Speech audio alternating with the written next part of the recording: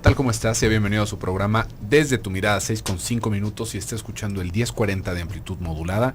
Radio Mujer, el sexto sentido de la radio, llegando usted a través también del 95.1 de FM en Austin, Texas, por la cadena Cable Radio Network a 63 ciudades en 10 estados de la Unión Americana y el resto del mundo por el internet en www.radiomujer.com.mx. Estamos, como es costumbre, sus psicoanalistas de la radio, mi compañera Gabriela Maldonado y su servidor José Luis Amarripa tras los micrófonos. ¿Qué tal, Gaby? ¿Cómo estás? Muy bien, José Luis, ¿tú qué tal? También muy bien, aquí disfrutando del segundo día de entrevistas que vamos a tener para ustedes con todo el contenido que nos trae la Feria Internacional del Libro. El día de hoy vamos a tener al director de marketing de la editorial Pax, Francisco Martínez. ¿Qué tal, Francisco? ¿Cómo estás? Muy bien, José Luis, muy contento de estar en tu programa. Bueno. Muchas gracias por la invitación. Qué bueno, qué bueno. Vamos a estar hablando de algunos libros que nos trae editorial Pax ahorita en lo que tenemos el tiempo del programa. El primer libro con el que vamos a comenzar es El cuento que tú te cuentas. Francisco, dinos, ¿de qué se trata más o menos? Fíjate que tiene un título muy bueno que te dice exactamente de qué trata el libro. Y es el cuento que tú te cuentas. Fíjate que nosotros, la gran mayoría de los seres humanos, nos creamos una realidad ficticia en nuestra cabecita. Y en base a esa realidad que nosotros nos creamos, actuamos, y muchas veces nos la creemos tanto que la concebimos como si fuera una realidad. Entonces, muchas veces todo nuestro entorno se da cuenta que nosotros vivimos en un mundo irreal porque está basado en las interpretaciones que yo hago. Muchas veces con base en los miedos o en las situaciones que yo he vivido anteriormente, y sobre esas sigo actuando, ¿no? Tú, por ejemplo, hay personas que viven constantemente en el abuso y las personas se crean la realidad de que es porque los quieren o que así debe ser. Y eso no debe ser para todos los demás, pero sin embargo esta persona es el cuento que se cuenta y en función a eso estructura su vida. Digamos que sería como la manera de interpretar la realidad, ¿no? Que pasa a través del filtro de la historia que ya tiene esa persona y quizás puede quedar sesgado, ¿no? Y quedar interpretada siempre hacia una determinada parte. Sí, tienes toda razón. Y lo peligroso de esta situación es que tú te la crees y modifica tu actitud y todo tu comportamiento. Y evidentemente, como tú formas parte de una sociedad o convives con las personas, tu cuento no solamente te modifica a ti, modifica tu entorno. Y este cuento, ¿cuál sería la diferencia con la subjetividad, ¿no? Con la subjetividad de cada persona? Porque tú ahorita nos vas hablando de que es esta historia que nos contamos, cómo percibimos el mundo, y esto es algo aprendido, por supuesto, pero esto también va entrando dentro de la subjetividad de cada persona. Pensemos, por ejemplo, en esto de los problemas que podemos llegar a tener cada uno. A mí me puede parecer un problemón terrible que ya no tengo agujetas para mis zapatos, por ejemplo, y me causa un sufrimiento horroroso, por poner un ejemplo muy sonso, ¿no? Y otra persona puede tener tal vez a un hijo con cáncer y va enfrentándose a este sufrimiento y va llevando su vida adelante, y bueno, por supuesto que le genera un dolor, pero tal vez no tanto como el asunto de mis agujetas. Ahí, ¿cuál sería la diferencia? ¿Es como si debiéramos de afinar este cuento o cómo se va relacionando con la subjetividad de cada quien? Sí, mira, una es consecuencia de la otra, digamos, ¿no? El cuento viene a ser la consecuencia de la subjetividad. Es decir, mientras tú no afines tu manera de pensar, en la inteligencia emocional hay 3 tipos de procesos: el pensar, sentir y actuar. En base a lo que tú piensas determina un sentimiento. Si tú crees que no puedes salir a la calle o piensas que no puedes salir a la calle porque te van a asaltar, eso te crea un sentimiento de inseguridad, de miedo y etcétera. Y en relación a estos 2 procesos modificas tu actitud, ¿no? Entonces, lo que aquí es muy importante es afianzar y consolidar, tener un pensamiento sano, un pensamiento positivo, un pensamiento real. No quiere decir que tengamos un pensamiento optimista como diciendo hoy voy a cambiar, no pasa nada, ¿no? Sino que tú le des la justa dimensión a las cosas, para que una vez que tú le das una justa dimensión, tú puedas tener una conducta apropiada a la realidad y no es a la realidad de los demás. Tú tocaste un tema bien interesante ahorita, que es el tema del sufrimiento. Fíjate que, por ejemplo, y eso nos va a llevar un poco, vamos a tocarlo en la nueva familia, cuando hay una separación amorosa, ¿no? Normalmente se confunde mucho el dolor del sufrimiento, y son 2 cosas completamente diferentes. Puedes tener dolor y el dolor es inevitable, pero el sufrimiento depende de ti. Y el sufrimiento es originado en relación a la realidad que tú te estás contando o cómo quieres tú ver la realidad. Es decir, tú puedes tener un pensamiento objetivo de la situación que está pasando y en función a eso tomar medidas y empezarlas a resolver. Pero si tú no haces una valoración real, objetiva, de cuál es tu situación, siempre vas a estar dando palos de ciego, como decimos, ¿no? Y caes en un círculo vicioso y ahí estás entrampado. Y eso te lleva a un mayor sufrimiento. De hecho, creo que la propuesta en gran medida es como alcanzar a distinguir entre esos hechos objetivos y lo que cada uno le añade en la subjetividad, ¿no? Por la parte de atrás, aquí está como la parte teórica del libro y si lo volteamos tiene una parte como práctica, de ejercicios, ¿no? De ejercicios en donde va como invitando a hacer la distinción entre anotar una situación como algún conflicto y luego ir desglosando qué tanto de lo que describiste ese conflicto es en función a lo que tú asumes como a tu subjetividad y qué tanto es en efecto real, ¿no? Exacto, ahí tiene que ver un poco, exacto, como decía José Luis, la subjetividad, ¿no? O sea, aquí este libro, la aportación que tiene en la segunda parte, que es la cuestión de ejercicios, en donde tú plasmes y tú escribas, porque ahí te estás apoyando de la programación neurolingüística, estás liberando parte del pensamiento que tú tienes en tu interior, ¿no? Lo estás sacando al exterior a través de la escritura.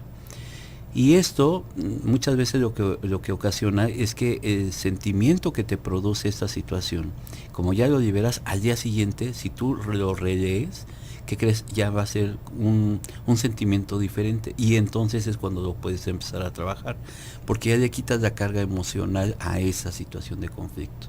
Ok, esa sería la intención de esta segunda parte de apuntes y que bueno, aquí tiene como para cierta cantidad de situaciones, ¿no? Me imagino que la idea es como que haga es en general.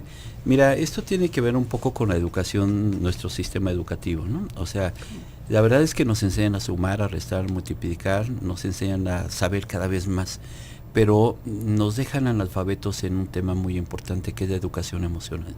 O sea, nadie nos enseña a trabajar en una tristeza, en una depresión, en una soledad. Los sentimientos que se experimentan durante nuestras primeras etapas escolares es muy importante y eso lamentablemente no se está atendiendo, ¿no? Por ejemplo, está comprobado que el niño más inteligente, el niño que más sabe, es el niño más introvertido, callado, reservado. Entonces imagínate que a ese niño tú le digas, pásale al pizarrón y explícale a tus compañeritos. Este niño, antes de pararse de su asiento, el niño ya está bloqueado. ¿Por qué? Porque no lo hemos consolidado, no lo hemos educado emocionalmente. Y esto no solamente es en la primaria, en secundaria. Recuerden ustedes cuando el maestro nos decía, a ver jóvenes, se quitan el pants y todos bajan al patio en short, ¿no? No pensábamos en qué ejercicios íbamos a hacer, qué tiempo de calentamiento, pensábamos en que si teníamos las piernas flacas, gordas, etcétera, etcétera, ¿no? Y le dábamos una carga emocional. Y eso es precisamente por una poca educación emocional o casi nula educación emocional en nuestro sistema educativo. Sí, aquí interesante, ¿no? De que es para trabajar activamente en el bienestar, ¿no? Vamos a ir a un pequeño corte y regresando nos van a platicar acerca de este otro libro, La Nueva Familia. Volvemos.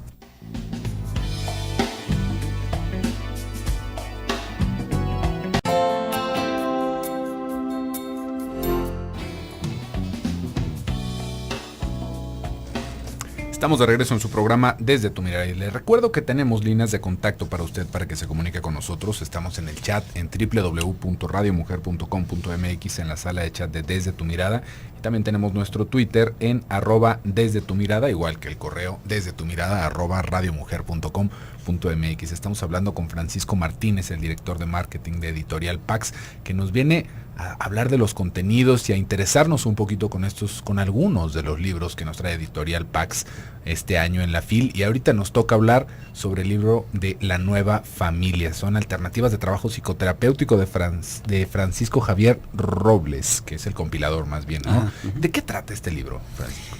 Mira, la sociedad ha ido evolucionando y el núcleo de la sociedad es la familia, ¿no? Entonces también la familia yo no sé si llamar evolución o distorsión de la familia, ¿no?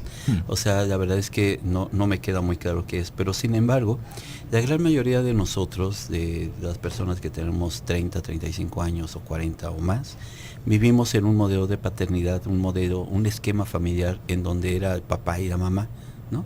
Y es muy triste ver ahora cómo esta familia se ha ido distorsionando. Solamente había un modelo de convivencia, digamos, ¿no? En papá y mamá y dos hermanos.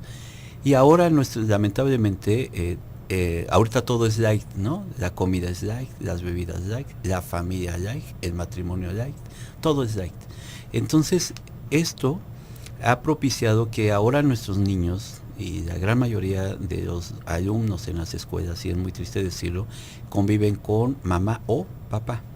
Y a veces el trauma que se les da a los niños, ¿no? Que tienen que trabajar o convivir con la mamá y el novio de mi mamá, y con mi papá y la novia de mi papá. Y de repente ya les salen otros hermanitos, porque las parejas de mis papás ahora tienen hijos, ¿no? Y ahora ya tengo que convivir con los hijos de las parejas de mis papás. Entonces, imagínate este entorno familiar ha venido a distorsionar la sociedad.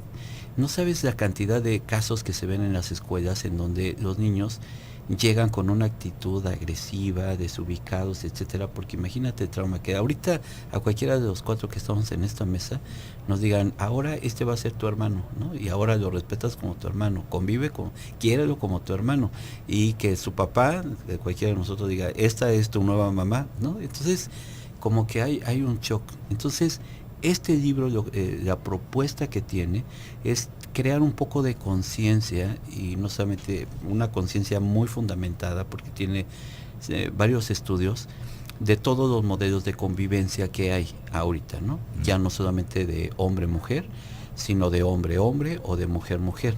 O dentro de la estructura hombre-mujer, los roles también han cambiado, en donde la mujer ya no solamente ejerce el rol de mamá, sino la mamá muchas veces al día de hoy es ejercido por el papá, o el rol del papá lo ejerce la mujer, ¿no? Entonces hay una distorsión de la familia.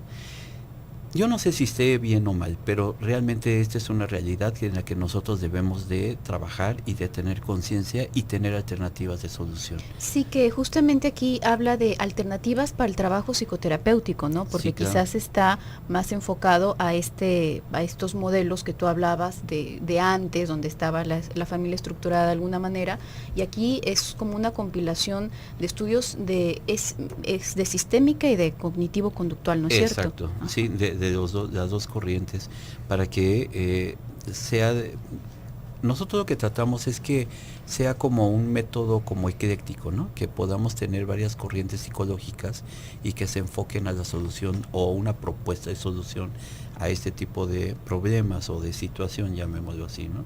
Fíjate que, por ejemplo, me hacían en un foro en Chiapas, ¿no? Me decían que qué opinaba sobre la adopción de niños sobre personas del mismo sexo. Y entonces yo decía, bueno, ¿cuál es el problema? El problema es social, cultural, afectivo, el niño porque se trauma. Sí, es psicológico, porque el niño se trauma. Y entonces decía, ¿se trauma porque tiene 2 papás o 2 mamás? Y me dice, sí, por eso se trauman, sí. En el caso del hombre y la mujer, ahí el trauma es doble, ¿no? Porque la mamá tiene a su novio, ¿no? Y tiene otro papá. Y luego tiene a su papá y tiene a otra mamá. Entonces, dice que, entre comillas, en las parejas heterosexuales, que las vemos como un estereotipo normal o como lo que debe ser, al niño se le da de pronto 2 papás, 2 mamás, entonces el trauma debería ser doble. Entonces también la propuesta que tiene este libro es cambiar un poco el contexto cultural que tenemos y poder afrontar de una manera realista la situación actual, ¿no? Sin juicio de valor, pero sí poder dar alternativas de solución en cada una de las etapas. Porque bueno, los principales actores pueden ser que no tengan tanto problema, ¿no? Es decir, el papá que se vuelve a casar, pues no tiene problema de tener a su pareja, pero el problema es para los hijos, y esta es la propuesta que tiene este libro. Bastante interesante, ¿no? Porque efectivamente, yo no sé si pudiéramos localizar el trauma en el número de relaciones que se van haciendo, sino como en este lado de la explicación, ¿no? Ahorita, como nos lo estabas planteando, Francisco, cómo sería una cosa totalmente arbitraria que ahorita pues cualquier persona nos dijera que nuestro mundo está al revés, ¿no? Que ahora tenemos que guardarle un respeto, ahora tenemos que hacer algo distinto y sin hablar de un porqué, ¿no? Sí, es un poco lo que nosotros pretendemos, ¿no? Y como decía, nosotros no le damos juicio de valor, o sea, nosotros no decimos si está bien o está mal, sino simplemente es una situación que se está presentando y nosotros lo que queremos es aminorar un poco el impacto que tenga, el impacto nocivo que pueda tener en los mismos actores, ¿no?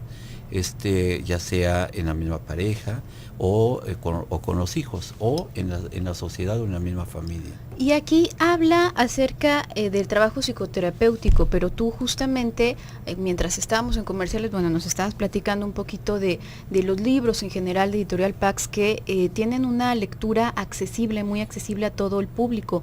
Este es para todo el público, no es únicamente para terapeutas. No es únicamente para terapeutas. Mira, nosotros en Editorial Pax hemos entrado y hemos discutido mucho, hemos entrado en una disyuntiva. ¿Qué hacemos, no? Porque a veces también lo que sí le pido a nuestros radioescuchas es que puedan leer los libros de una manera responsable, ¿no? Porque de repente leen un libro y ya se creen terapeutas, ¿no? O yo no por haber leído un libro de astrología ya soy astrólogo, ¿no? Entonces, sí me puede ayudar, sí puedo entender, pero lo que nuestros libros ayudan a transformar vidas. Esa es la misión de Editorial Pax. Y por eso es que nosotros cuidamos mucho que la redacción de cualquiera de nuestros libros, cualquier radioescuche que tome cualquier libro de Editorial Pax se va a entender. No importa si tiene conocimientos técnicos o no. Tratamos de quitarle toda la terminología complicada para que tenga un fácil acceso. Y somos muy cuidadosos aquí con mi compañera, que es nuestra directora editorial, Lourdes.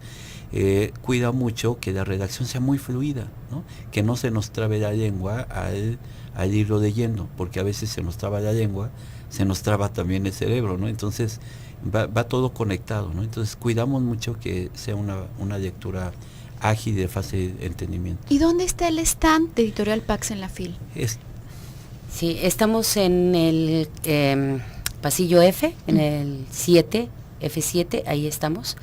Ahí nos pueden encontrar con toda la variedad y el gran número de libros que tenemos dentro de Pax. Bueno, sencillamente ahorita vimos estos dos que están bastante interesantes. El día de ayer tuvimos oportunidad también de ver otro, y además tienen abarcan como tienen muchas áreas, ¿no? Muchas áreas, incluso área infantil tienen. Manejamos lo que es salud, psicología, pedagogía, viudismo y espiritualidad, teatro para padres e hijos, cuestiones de educación, que justo ese fue el tema de ayer, ¿no? Sí, fue educación, exactamente, sí estuvimos platicando con ella. Así es. Entonces sí tenemos una cantidad de temas muy interesantes, ¿no? Todos ellos de alguna manera se van conectando. Y que aparte, de repente como que va siendo, al menos de los textos que nos han traído sobre psicología y que hemos tenido los años pasados la oportunidad de revisar y de comentar aquí en el programa, va como por este lado que muchas personas tienden a buscar, ¿no? Como esta parte teórica, sí, claro, pero ¿qué hago? ¿No? ¿Cuál es de alguna manera la forma práctica? Ahorita que estabas tú dándole la vuelta a este libro, Gaby, del cuento que tú te cuentas, tiene su cuadernito de trabajo aquí a un lado, las personas que nos están viendo por internet, fíjese nada más, ¿no? Entonces es una dinámica, como una propuesta diferente que también nos va trayendo Editorial Pax para que usted disfrute y se informe sobre todos estos temas. Se nos está terminando el tiempo. Muchísimas gracias, Francisco, Lourdes. Muchísimas gracias. Al contrario, gracias a ustedes por la invitación. Entonces en el F7. F7, en la FIL, en el área nacional. Perfecto, ahí está la invitación. Nosotros vamos a ir a un pequeño bloque comercial y regresamos.